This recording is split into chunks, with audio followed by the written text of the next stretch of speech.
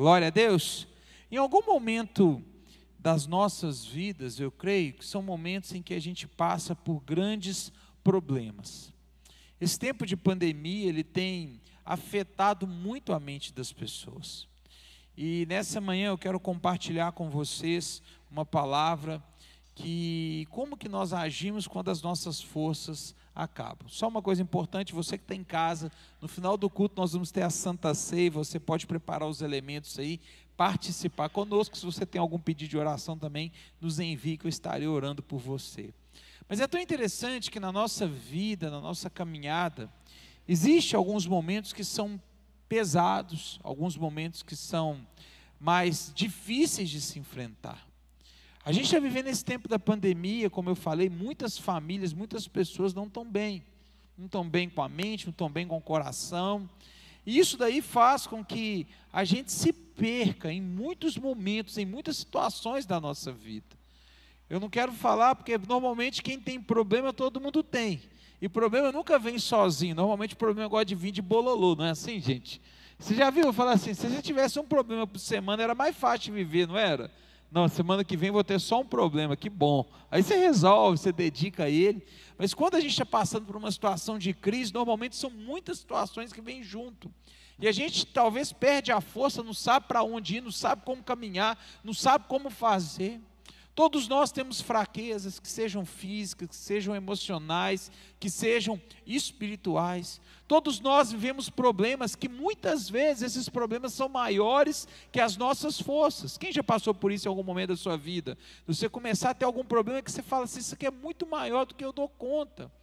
A gente tem muito inimigo, muita coisa que vem contra as nossas vidas e que em muitas situações nós não conseguimos lidar sozinhos. Tem muita coisa que a gente não consegue. Tem muita coisa que você olha e fala assim, eu queria até resolver, mas eu não consigo. Na palavra de Deus, você vai abrir sua Bíblia no livro de Isaías, a gente vai ler o capítulo 38, mas eu vou dar uma pincelada sobre o capítulo 37. Existe um rei chamado Ezequias. Ezequias era um rei fiel ao Senhor, que caminhava com Deus, um rei que tinha tudo alinhado com Deus.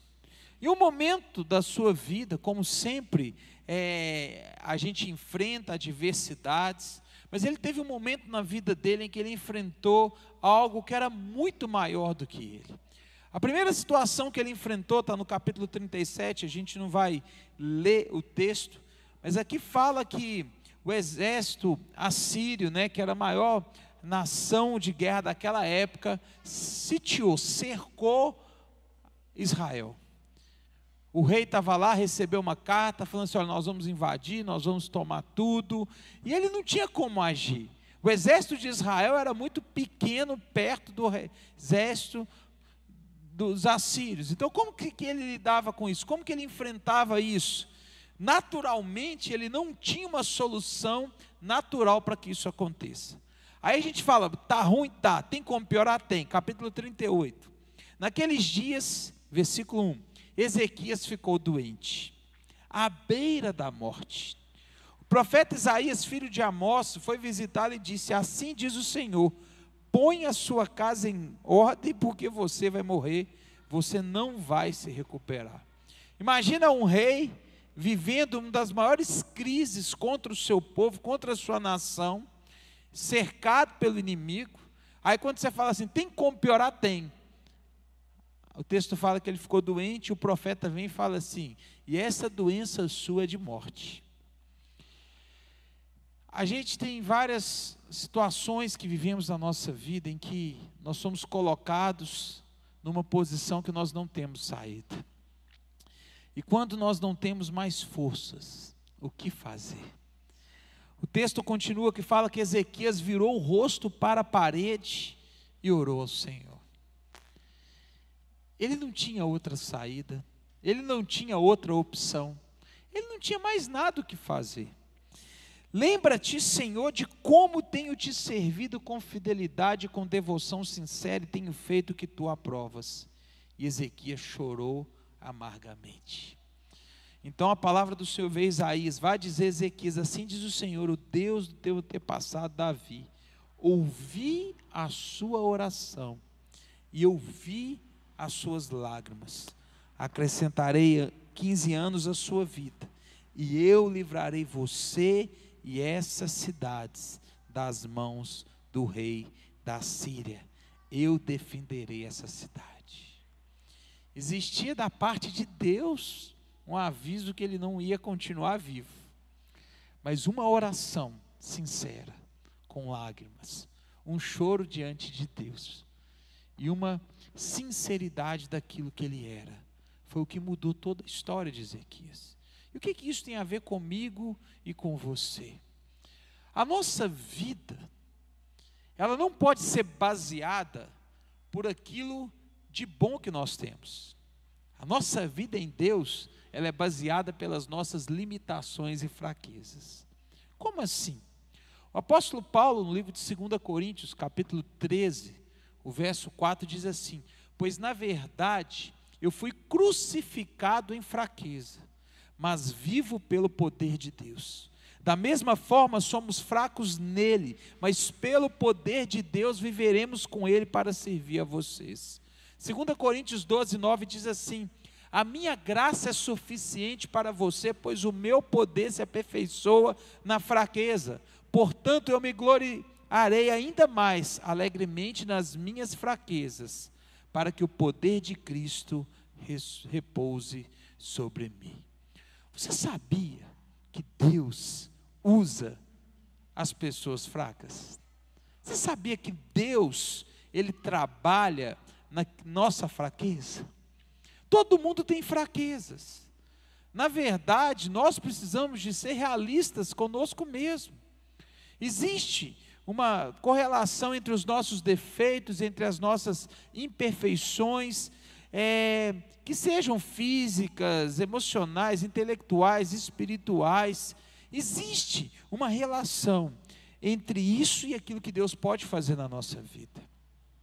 O grande problema meu e seu é que nós achamos que nós somos muito bons. E quando a gente tem esse pensamento que nós achamos que as coisas acontecem por nós, por conta de nós, é quando nós nos frustramos na nossa caminhada. Tem muita coisa, querido, que não adianta. Se você não entender quem você é, não dá. Quem é que está com a esposa aqui dentro? Os maridão que estão com a esposa aí. Se você fala assim, eu tenho dificuldade de reconhecer meus defeitos, pergunta para a sua mulher. Ela tem uma lista completa. Ela tem data, hora, ela te fala tudo, pode ficar tranquilo. É só perguntar. Porque todos nós temos falhas e defeitos.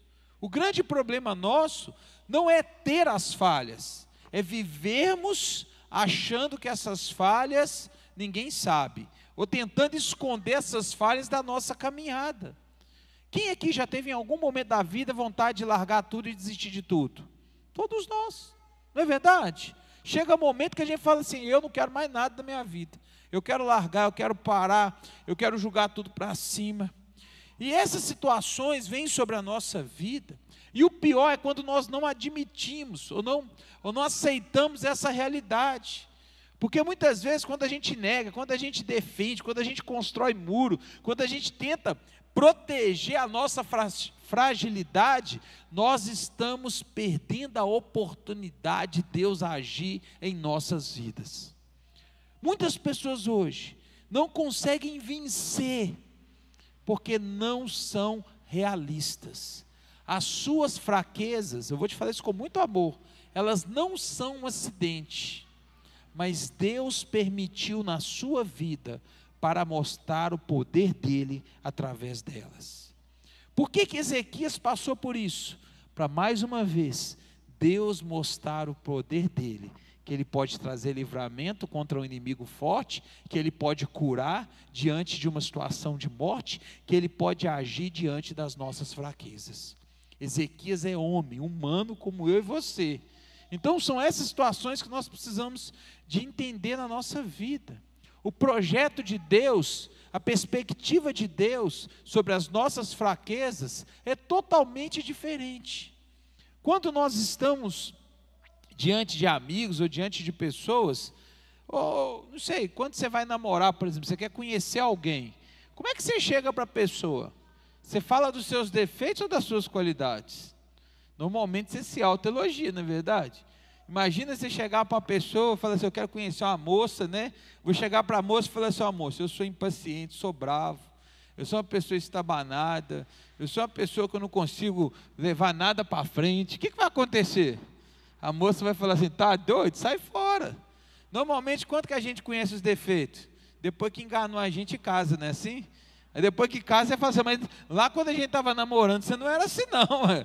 É porque você não sabe de nada, não sabe de nada. Porque a gente vai vivendo, querido, infelizmente, nós vivemos numa sociedade em que o que mais valoriza são as máscaras ou a aparência que nós passamos para as pessoas.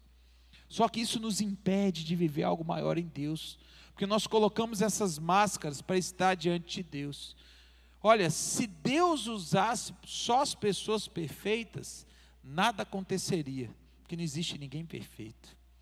Deus usa quem Ele quer, e principalmente quem tem limitações, porque é assim que a gente começa a viver o milagre de Deus. 2 Coríntios 4:7 diz assim, mas temos esse tesouro em vasos de barro, para mostrar que este poder que a tudo excede, provém de Deus e não de nós.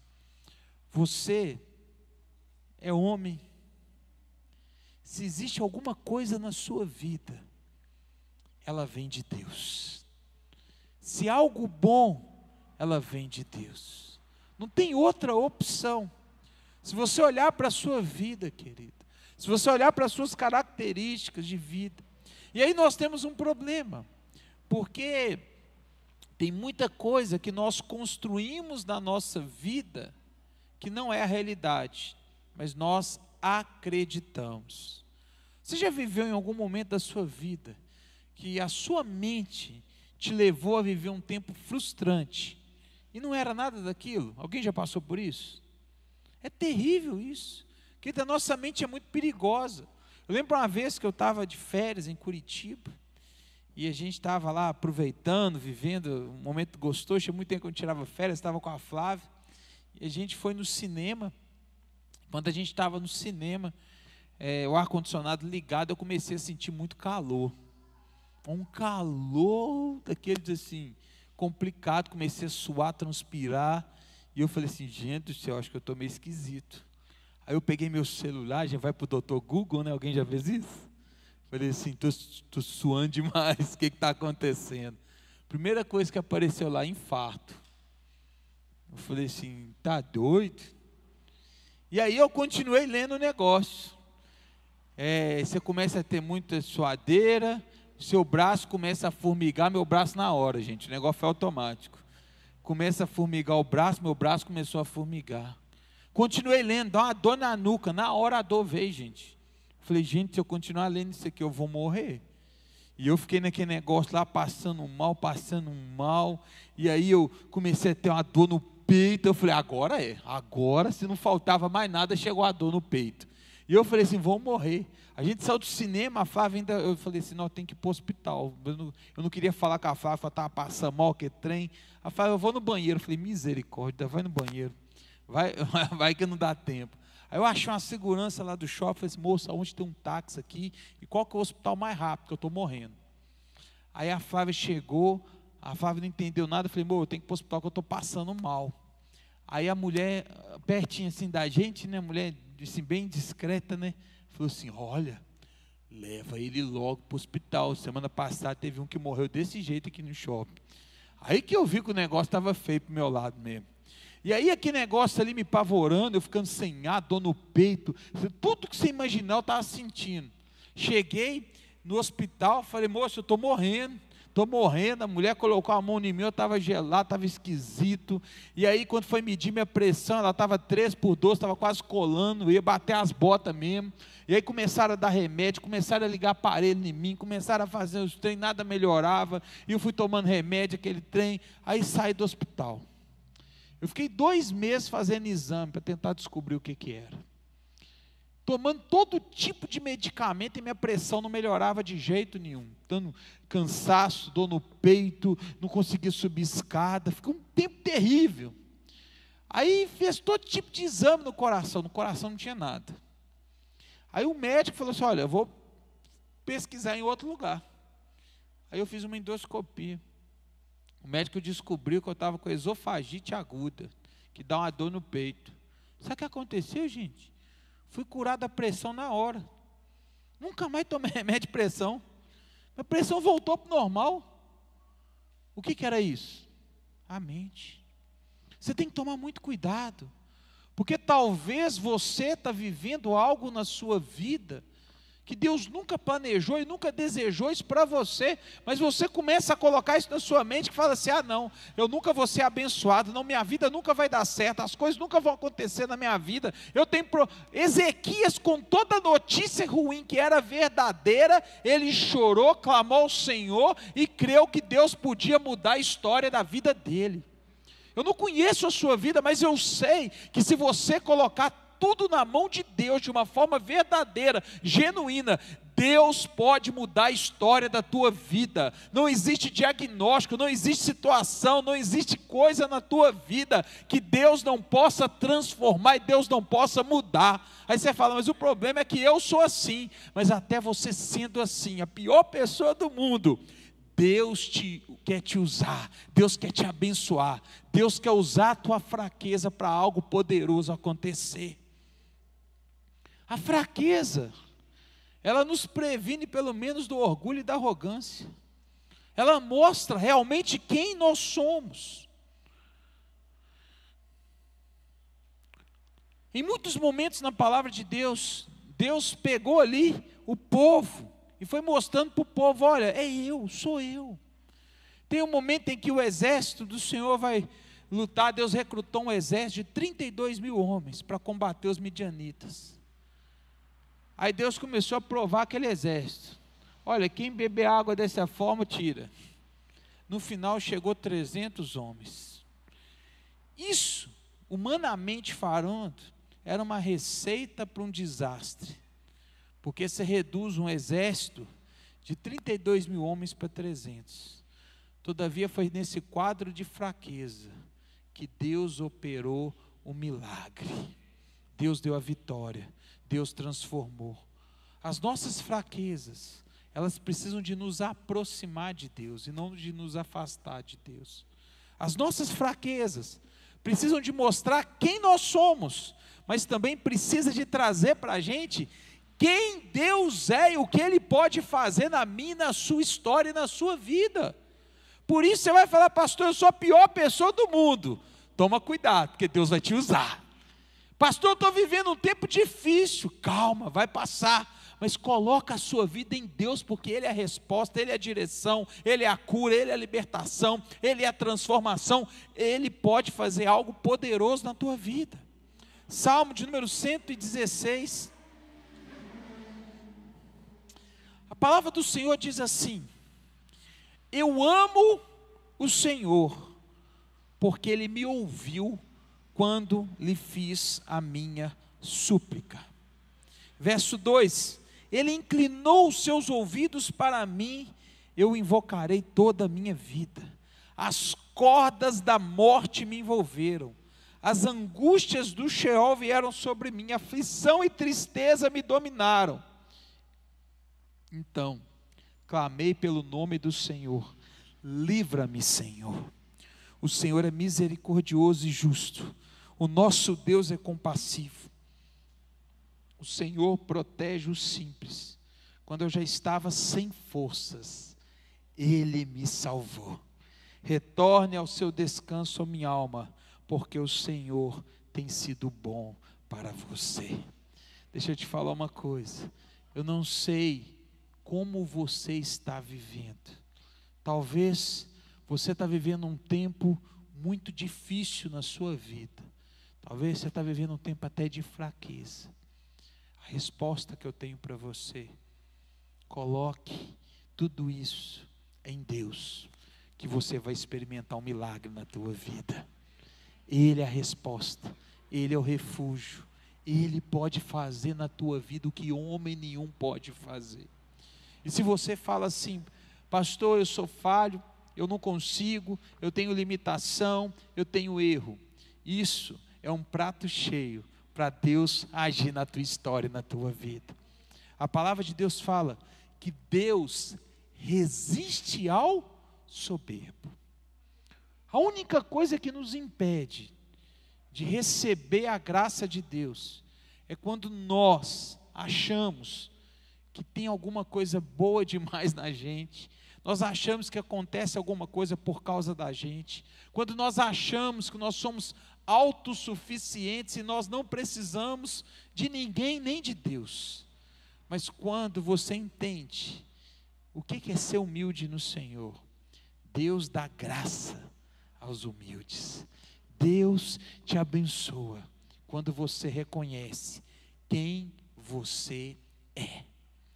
E nessa manhã, a palavra que eu tenho para o seu coração: tire as suas máscaras diante de Deus. Não adianta a gente chegar para Deus e falar: Deus, eu sou isso, eu sou aquilo outro. Deus te conhece. Não adianta você querer apresentar para Deus uma imagem que não é. É melhor você chegar diante de Deus e falar o que realmente você é. E aí você vai ver o poder de Deus agindo sobre a tua vida, sobre a tua história. Você vai ver grandes coisas do céu acontecendo na tua vida. E é muito difícil para a gente baixar as nossas defesas. É muito difícil para a gente expor o que a gente é. Porque nós temos medo de ser rejeitados. Nós temos medo de não sermos aceitos. Mas, querido, Deus nunca nos abandona. Deus nunca vai te rejeitar. Pelo contrário, quanto mais humilde você for, mais Deus irá fazer grandes coisas na tua vida. A palavra de Deus fala: bem-aventurado os humildes de espírito, pois deles é o reino de Deus. Você quer viver algo grande na tua vida? Então, seja você mesmo diante de Deus. Não tem a ver com as suas qualidades, mas tem a ver com as suas fraquezas. Você vai falar: pastor, eu nunca consigo firmar. Reconhece isso diante de Deus. Eu nunca consigo persistir. Coloca isso diante de Deus. Quanto mais honesto você for, mais da graça de Deus você vai receber. Deixa o orgulho, deixa o medo. Deixa Deus tocar a tua vida e transformar a tua vida de uma forma impressionante. Deixa Deus agir na tua vida. Você quer receber algo de Deus? Você quer receber algo do céu na tua vida? Seja sincero para com Deus. Deus não está preocupado com a quantidade de defeito que você tem, falha, com erros. Deus está preocupado apenas com uma coisa: seja humilde. Reconheça aquilo que você não dá conta. Reconheça aquilo que você não pode. Reconheça aquilo que você não vai conseguir fazer. E deixa o poder de Deus se manifestar na tua vida. O rei Ezequias é conhecido por alguém que não tinha mais solução, mas que clamou a Deus e viu a graça de Deus sendo manifestada sobre a sua vida. Você não vai ser reconhecido pelo tanto de coisa boa talvez que você fez, mas talvez você vai ser reconhecido pela sua sinceridade para com Deus, que mesmo você sendo o que você é, Deus agiu em teu favor e algo poderoso aconteceu. Essa é a vida com Deus, esse é o milagre do Evangelho, esse é o milagre da palavra de Deus. A vida com Deus não tem a ver com tanto de coisa boa, mas tem a ver com tanto que nós somos sinceros para com Ele. Você quer viver algo melhor de Deus na sua vida? Seja sincero para com Deus. Não adianta de nada você falar que está dando conta se você não dá.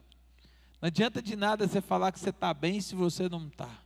Não adianta de nada você falar que está tudo acontecendo do jeito que você quer, se não está.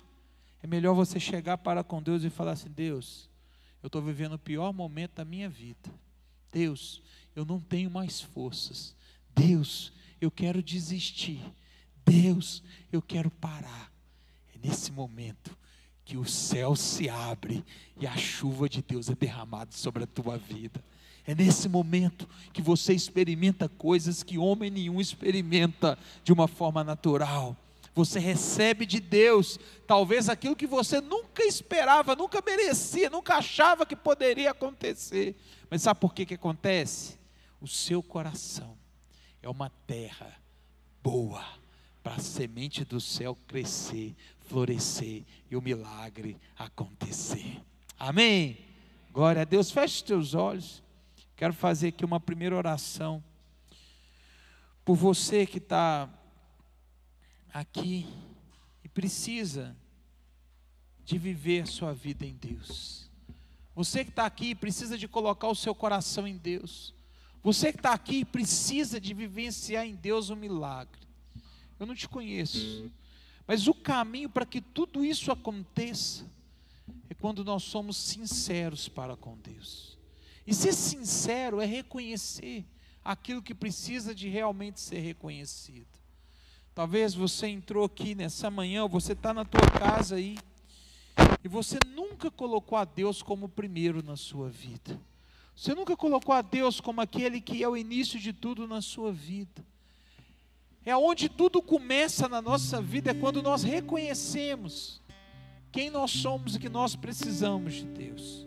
Se você está aqui, nesse tempo, todos de olhos fechados, por favor, e você quer entregar a sua vida ao Senhor, ou você quer se reconciliar com Ele, a única coisa que eu vou te pedir, que no seu lugar você levante uma das suas mãos. Agora talvez você está online conosco, e você precisa de entregar a sua vida para Deus. Coloca a mão sobre o seu coração. Se você está aqui no templo, levante uma das suas mãos que eu vou orar por você, bem alto. Deus abençoe a sua vida, Deus abençoe a sua vida, Deus abençoe a sua vida, Deus abençoe a sua vida. Você está aqui, fica com sua mão erguida, nós vamos orar por você.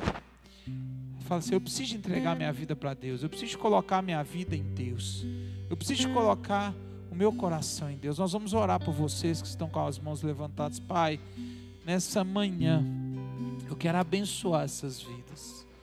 Só o Senhor sabe o que cada um tem passado e vivido. Só o Senhor sabe como eles chegaram aqui nessa manhã. Mas eu sei que é pela força do Senhor, é pelo milagre do Senhor, é pelo agir do Senhor. O Pai, é por tudo aquilo que nós não conseguimos fazer de uma forma natural, mas nós só alcançamos isso através do Teu poder e da Tua palavra. Nessa manhã essas vidas reconhecem que o Senhor pode fazer aquilo que eles não dão conta. Eu oro por cada vida, eu oro por cada um que está aqui nessa manhã e nunca entregou e colocando a vida diante do Senhor, que eles possam viver um tempo novo com o Senhor como nunca viveram. Eu os abençoo e eu profetizo sobre essas vidas o novo de Deus.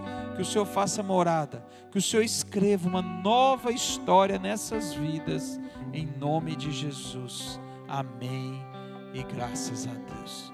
Você que fez essa oração online, vai aparecer um telefone e nos envia uma mensagem. Você que está aqui no templo, nós vamos anotar o teu nome. Fica de pé no seu lugar, querido.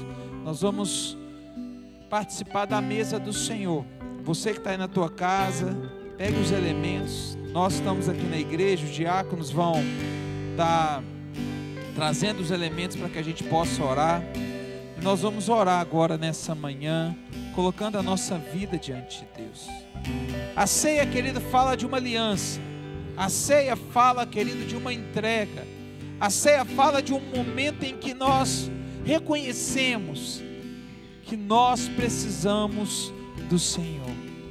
A palavra do Senhor diz assim: pois eu recebi do Senhor o que também vos entreguei, que o Senhor Jesus, na noite que foi traído, tomou o pão e, tendo dado graça, partiu e disse: isto é o meu corpo que é dado em favor de vocês, façam isso em memória de mim. Da mesma forma, depois da ceia, ele tomou o cálice e disse: esse cálice é a nova aliança do meu sangue, faço isso sempre que o beberem em memória de mim, porque sempre que comemos do pão, bebemos do cálice, anunciamos a morte do Senhor até que Ele venha. Portanto, todo aquele que comer o pão ou beber do cálice do Senhor de uma forma indigna, será culpado de pecar contra o corpo e o sangue do Senhor. Examine-se cada um a si mesmo, e então coma do pão e beba do cálice. pois quem come e bebe sem discernir o corpo do Senhor, come e bebe para a sua própria condenação. Jacos, podem vir aqui que nós vamos orar. Você pode preparar os seus elementos, eu vou consagrar ao Senhor também. Pai, nessa manhã nós queremos consagrar ao Senhor, Pai, os elementos que foram preparados para participarmos da mesa do Senhor. Que o Senhor possa, Deus, trazer sobre as nossas vidas, sobre o nosso coração, clareza, discernimento, para vivenciarmos na nossa vida o milagre do Senhor.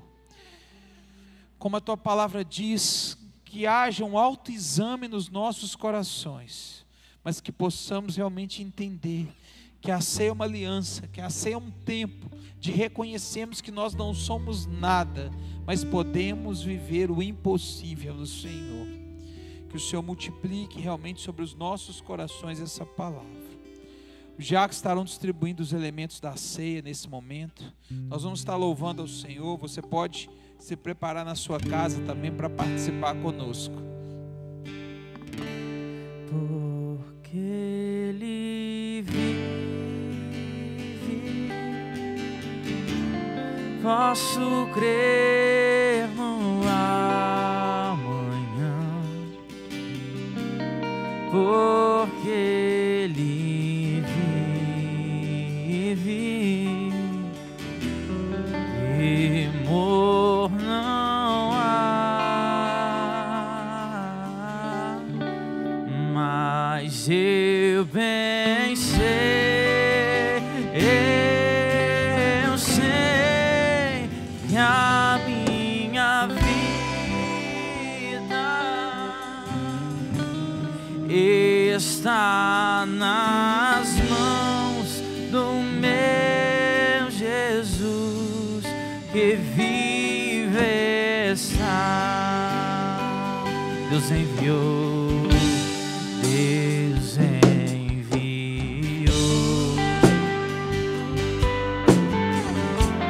seu filho amado para morrer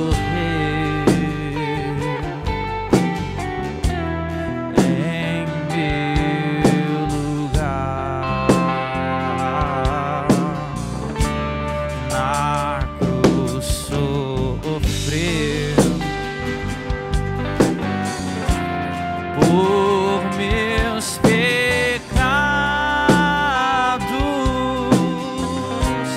mas ressurgiu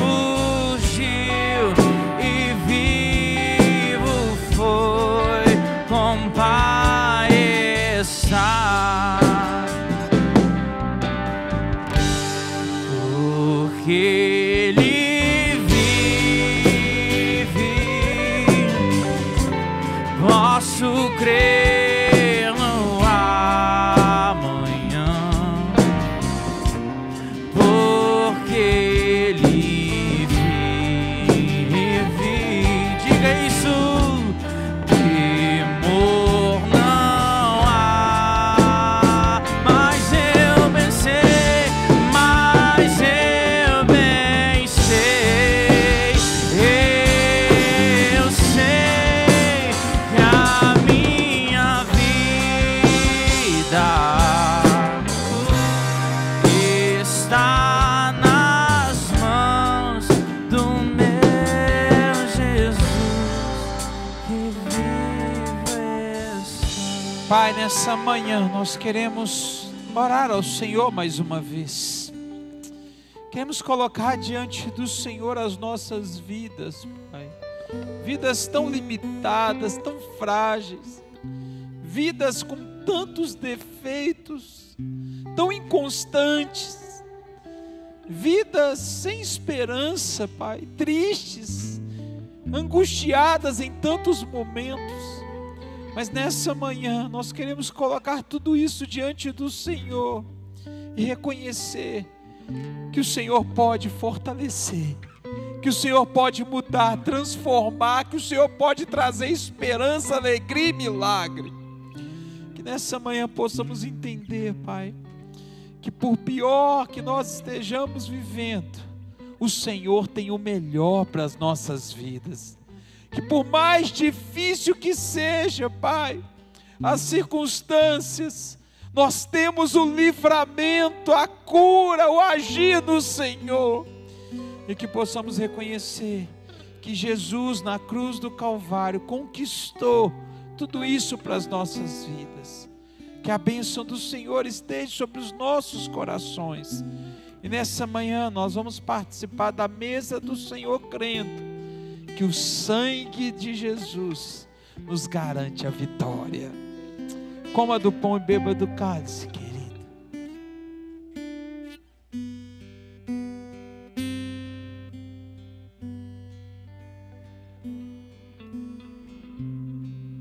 Se você crê que Jesus pode transformar a sua vida, você vai orar agora. Apresentar ao Senhor as suas limitações e fraquezas. Apresentar ao Senhor as suas fragilidades. Apresentar ao Senhor as suas dificuldades, aquilo que está te afligindo. Coloca diante do Senhor. Pai, nessa manhã nós oramos ao Senhor, clamamos ao Senhor, colocamos as nossas vidas nas tuas mãos, sabendo, Pai, que sem o Senhor nós não somos nada, mas com o Senhor nós podemos viver milagres. Eu quero